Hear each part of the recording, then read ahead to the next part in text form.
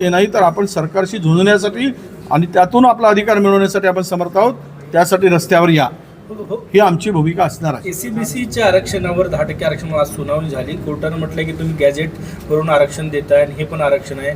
सरकारने ठरवावं की नेमकं कोणतं आरक्षण देणार. हे सगळंच गोंधळ आहे. आता 52%वरून 72%वर महाराष्ट्रात आरक्षण झालं. हे करताच येत नाही नीट घडी सरकारला. जो आला त्याला म्हणून बनवा बनवी, ज्याला काहीतरी तू हे घे, तू ते घे, तू चणे घे, तू फुटाणे घे, तू चॉकलेट घे, तुला लाडू मिळत नाही लाडवाचं तू बुरका घे, अशी बनवा बनवी या सरकारची चाललेली आहे. हे आता स्पष्ट झालेलं आहे. अरे तुम्ही करा ना एकदा, जो काय निर्णय करायचा आहे सगळ्यांना बसवा आणि करा. आता ACBCमध्ये नाही, EWSमध्ये काही लोक घेत आहेत, याला चॅलेंज होत आहे. आणि आम्ही म्हणून म्हणतो की OBCचं आरक्षण 42% करा. तेलंगणाने केलं तसं. भाऊ प्रभारी होते तिकडे, त्यांनी ते सगळी त्याची नीव ठेवलेली होती, माणिकराव ठाकरे साहेब. 42% आरक्षण लागू झाला. तिथे होऊ शकतं, इथे का होऊ शकत नाही. पण ही नियत नाही, खेळवण्याची नियत आहे सरकारची. त्यामुळं हे जे ACBCच्या आरक्षणाच्या संदर्भात आता सरकारची पुन्हा कसोटी लागणार आहे. तो बंजारा समाज पुन्हा उतरला आहे. हैदराबाद गॅजेट लागू करा. आता त्यांना काय नव्यानं पुन्हा नवीन चॉकलेट देऊन त्याची कशी समजूत काढतात ते आता ठरेल.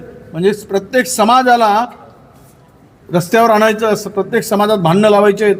आदिवासी वर्सेस आता तो बंजारा पुन्हा उद्या उभा होईल. Banjara versus Dhangar, Dhangar versus Maratha, Maratha versus OBC. अरे हे सगळे जे काही चाललं आहे राज्यामध्ये प्रगतीचे कामं सोडून, कारण आहेच नाही पैसे, तिजोरी खाली झाली, तर मग यांना फिरवत बसा, OBCना इतरांना आपसात लढवत बसा.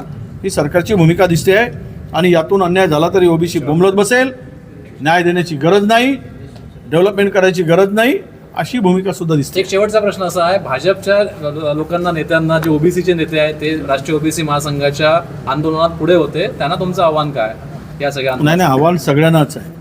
आव्हान आम्हाला सगळ्यांचं आहे की OBCच्या हक्कासाठी, OBCच्या आरक्षण शिल्लक ठेवण्यासाठी, OBC समाजाच्या अन्यायाविरुद्ध लढण्यासाठी जो येईल तो त्याला वाटेल की आम्ही या लढाईत आहोत, त्यांनी या याच्यामध्ये यावं, समाजासाठी प्रामाणिकपणे काम करावं. समाज मीन्स OBC आमच्या बांधवांसाठी लढण्यासाठी यावं. तुम्ही कोणाच्याही दिशाभूल कोणी करत असेल तर त्या दिशाभूलाला बळी पडू नका.